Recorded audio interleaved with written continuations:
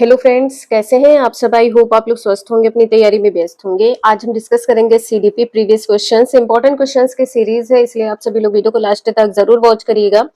Channel पर पहली बार आए हैं तो चैनल सब्सक्राइब करके बेल आइकन प्रेस कर लीजिएगा, इससे नोटिफिकेशन आप सभी को मिलता रहेगा। बिना टाइम वेस्ट करते हुए आप सभी को क्वेश्चन के साथ डायरेक्ट आंसर यहाँ पर बताने वाले हैं कि कम समय में आपकी बेहतर तैयारी हो सके। तो चलिए स्टार्ट करते हैं। क्वेश्चन यहाँ पर फर्स्ट दिया है, कोहलर यह सिद्ध करना चाहता था कि सीखना है क्या क्या है। तो यहाँ पर आंसर आपका सी सही हो जाएगा, संज्ञानात्मक संकार्य है। जैसे कि आपको पता है कोहलर किससे संबंधित है, तो सूझ की प्रक्रिया से संबंधित है। किससे? सूझ का सिद्धांत किसने दिया है? कोहलर ने दिया है। सूझ का सिद्धांत किससे संबंधित है? कोहलर से संबंधित है। नेक्स्ट है, किसी भी नई भाषा को सीखने के लिए कहाँ से प्रारंभ किया जाना चाहिए? कहाँ से किया जाना चाहिए? अक्षरों व शब्दों के मध्य सहचर्य से। आंसर यहाँ पर आपका पहला सही हो जाएगा। जो भाषा सीखने की प्रक्रिया होती है, ये किस प्रकार होती है? क्रमिक रूप से होती है। क्रमिक रूप से होती है, तो आंसर यहाँ पर पहला सही है। नेक्स्ट है, समावेशी कक्षा में किस प्रकार का या के छात्र शामिल होते हैं? तो यहाँ पर आंसर क्या सही होगा? केवल केवल वाले आंसर कट हो जाएंगे। आंसर यहाँ पर भी सही हो जाएगा, सामान्य और विशिष्ट छात्र। यहाँ पर ये जो कहा गया है बहुभाषी और प्रतिभाशाली छात्र, ये यहाँ पर गलत होगा। किस प्रकार के छात्र होते हैं? जो सामान्य और विशिष्ट, ये दोनों छात्रों को समावेशी कक्षा में सम्मिलित किया जाता है।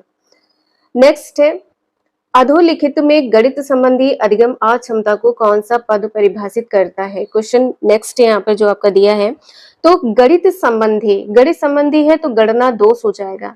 पढ़ने संबंधी क्या होता? डिसलेक्सिया हो जाता। पढ़ने संबंधी क्या है? तो डिसलेक्सिया है। इसको बोलते क्या है? इसको बोलते डिसकैलकुलिया। इसको क्या बोलते हैं? डिसकैलकुलिया बोलते हैं। डिसकैलकुलिया ये पूछा जाता है, तो आप लोग जरूर ध्यान रखिएगा, डिसकैलकुलिया। नेक्स्ट है, समावेशीकरण की सफलता के लिए आवश्यक है क्या? क्या आवश्यक है? क्षमता निर्माण का अभाव कहा गया, ये गलत होगा। अभिभावकों की भागीदारिता का ना होना, ये भी गलत है। अलगाव मतलब अलग होने की बात यहाँ पर की गई, ये भी गलत है। तो संवेदनशीलता, आंसर यहाँ पर डी सही हो जाएगा, संवेदनशीलता। नेक्स्ट है, निम्न में से कौन सा संवेग का तत्व नहीं है? जो संवेग का तत्व नहीं है वो क्या हो जाएगा? संवेदी हो जाएगा। यहाँ पर संवेदी आंसर डी सही है। नेक्स्ट है, संज्ञानात्मक क्षेत्र का सही क्रम क्या है? तो संज्ञानात्मक क्षेत्र का, जैसे कि आपको पता है, पहले तो ज्ञान होता है, लेकिन उसके बाद में अनुप्रयोग नहीं होता। ज्ञान के बाद बोध होता है, तो ज्ञान के बाद बोध, आंसर डी में ही दिख रहा है। ज्ञान है, बोध है, अनुप्रयोग है, विश्लेषण, संश्लेषण, मूल्यांकन। डी आंसर यहाँ पर सही हो जाएगा। और जैसा कि आपको पता है कि शिक्षण के उद्देश्यों को 3 वर्गों में किसने विभाजित किया है? तो ब्लूम ने विभाजित किया है। ब्लूम ने। कौन से 3 वर्ग हैं? तो संज्ञानात्मक है, संज्ञानात्मक। दूसरा क्या है?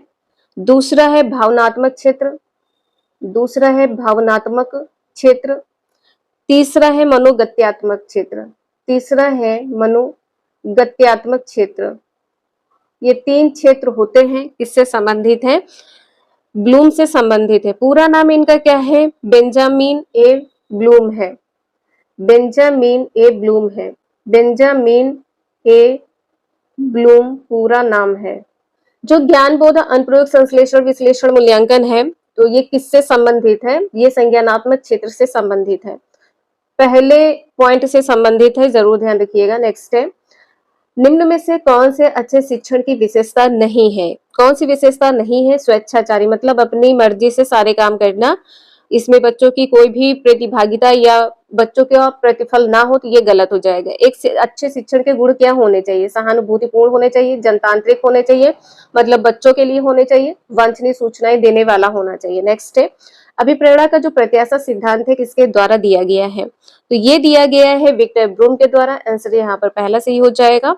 और जो अभिप्रेरणा का संबंध है, ये कब प्रतिपादित किया गया था? तो ये प्रतिपादित किया गया था 1964 ईस्वी में।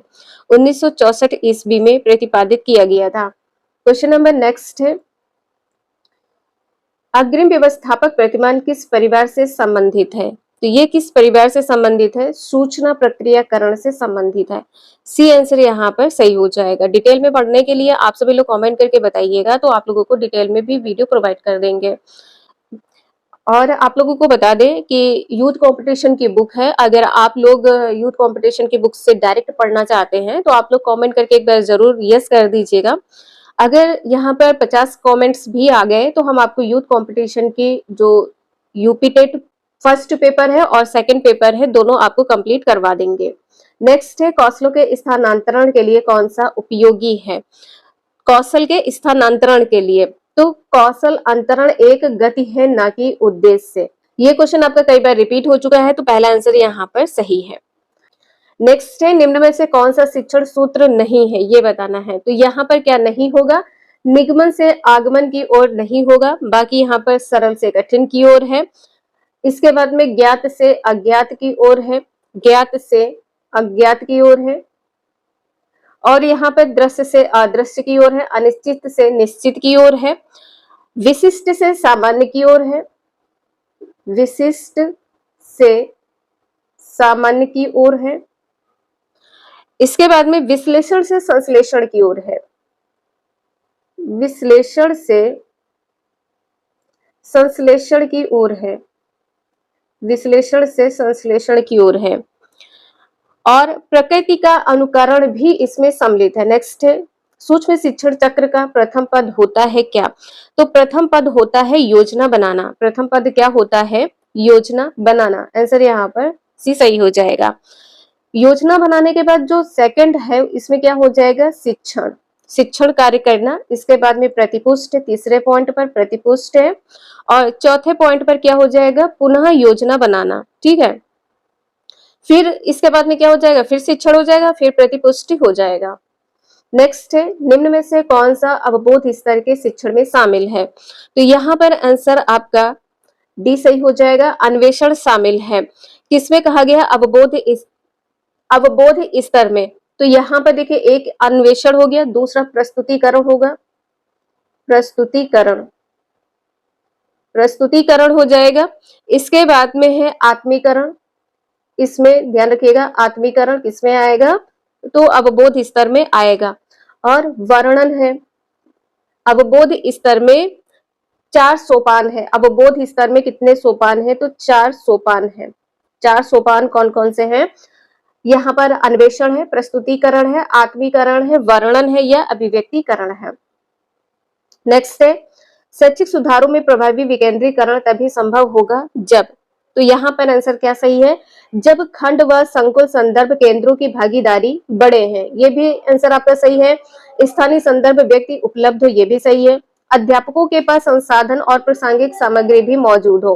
तो ये तीनों पॉइंट आपके सही हो जाएंगे, पहला, दूसरा, तीसरा, ये तीनों पॉइंट यहाँ पर सही है। नेक्स्ट है, एक छात्र पढ़ रहा है, उसका नाम लेकर किसी ने बुलाया, निम्न में से किस संवेदना द्वारा वह अपनी अनुक्रिया प्रकट करेगा? जब बालक पढ़ रहा होता है तो वो अपने दूसरे कमरे में, मान लीजिए स्टडी रूम में बैठा है और उसको किसी ने बुलाया है, तो वो ध्वनि के द्वारा ही बोलेगा। वो बोलेगा कि क्या है, क्यों बुला रहे हो, हाँ या ना में वो उत्तर देगा। तो यहाँ पर सी आंसर सही हो जाएगा। ये 2018 में पूछा गया था क्वेश्चन, और इसमें बच्चे बहुत कंफ्यूज थे। नेक्स्ट है, पियाजे के सिद्धांत के अनुसार प्राक संक्रिय अवस्था की अवधि क्या है? प्राक के पहले क्या आएगा? तो संवेदी गामक अवस्था आएगी, जो कि जन्म से 2 वर्ष होती है। संवेदी गामक अवस्था ये आ जाएगी जन्म से 2 वर्ष में। तो यहाँ पर प्राक यानी कि दूसरी अवस्था पूछा है। दूसरी अवस्था 2 से 7 वर्ष हो जाएगी, दूसरी अवस्था 2 से 7 वर्ष हो जाएगी, तीसरी अवस्था 7 से 11 और चौथी अवस्था 11 से ऊपर हो जाएगी। नेक्स्ट है, निम्न में से कौन सी बाद की बाल्यावस्था के बौद्धिक विकास की विशेषता नहीं है? बाद की क्या विशेषता नहीं है? भविष्य की योजना की सूझबूझ। आंसर आपका यहाँ पर पहला सही हो जाएगा। यह अवस्था किससे संबंधित है? तो प्रौढ़ावस्था से संबंधित है, प्रौढ़ावस्था से संबंधित है। नेक्स्ट है, इनमें से मनोवैज्ञानिक भाषा विकास से संबद्ध है। भाषा विकास से कौन संबंधित है? तो नोम चोम्स्की संबंधित है। कौन संबंधित है? नोम चोम्स्की संबंधित है। नेक्स्ट है, थॉर्नडाइक ने अपने सिद्धांत को किस शीर्षक से सिद्ध किया है? तो जैसे कि आपको प्रीवियस कई वीडियो में बताया है, अधिगम के प्रयास एवं भूल सिद्धांत, और 3 प्रमुख नियम है, 5 गौड़ नियम है। आप लोग कमेंट करके बताइएगा कौन से 3 प्रमुख नियम है, 5 गौड़ नियम है। नेक्स्ट है, गिरोह अवस्था किस आयु वर्ग एवं विलंब विकास से संबंधित है? तो यहाँ पर आंसर आपका सी सही हो जाएगा, 8 से 10 वर्ष एवं सामाजिकरण है। ये किससे संबंधित है? तो यह गिरोह अवस्था से संबंधित है। गिरोह मतलब समूह बनाना। आंसर आपका यहाँ पर सी सही है। नेक्स्ट है, पियाजे के अनुसार संज्ञानात्मक विकास को तृतीय अवस्था निम्न में से कौन सी है? पियाजे के अनुसार जो तृतीय अवस्था है सभी को पता है मूर्त संक्रिया अवस्था है। आंसर सी सही हो जाएगा और यह अवस्था 7 से 11 वर्ष होती है। नेक्स्ट है, निम्न में से अधिगम में योगदान देने वाले मनोवैज्ञानिक कारकों में कौन सा शामिल नहीं है? जो कारक है इनमें कौन सा शामिल नहीं है? तो विषय वस्तु का स्वरूप यहाँ पे शामिल नहीं होगा। बाकी अधिगम की इच्छा मतलब सीखने की इच्छा होनी चाहिए, प्रेरणा होनी चाहिए, रुचि होनी चाहिए। क्वेश्चन नंबर नेक्स्ट है, निम्न में से सामाजिक मूल्य कौन सा है? तो सामाजिक मूल्य यहाँ पर पहला सही हो जाएगा, सहायता परक व्यवहार है। पहला आंसर यहाँ पर सही है।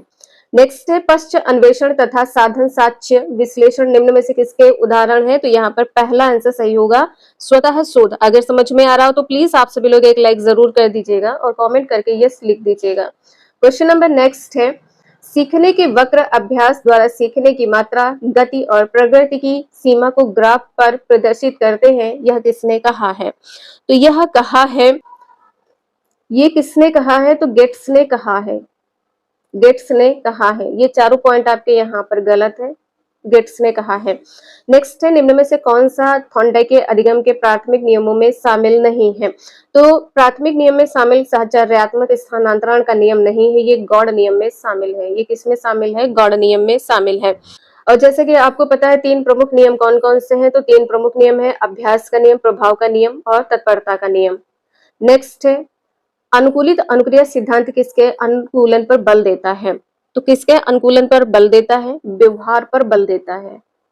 नेक्स्ट है, क्रिया प्रसूत अनुबंधन का दूसरा नाम क्या है? नैमित्तिक अनुबंधन है। आंसर इसका यहाँ पर क्या सही होगा? नैमित्तिक अनुबंधन है। नेक्स्ट है, निम्न में से कौन सी अधिगम की विशेषता नहीं है? अधिगम की विशेषता यहाँ पर क्या नहीं है? तो अधिगम का अवलोकन प्रत्यक्ष रूप से किया जा सकता है, अवलोकन प्रत्यक्ष रूप से नहीं किया जा सकता है।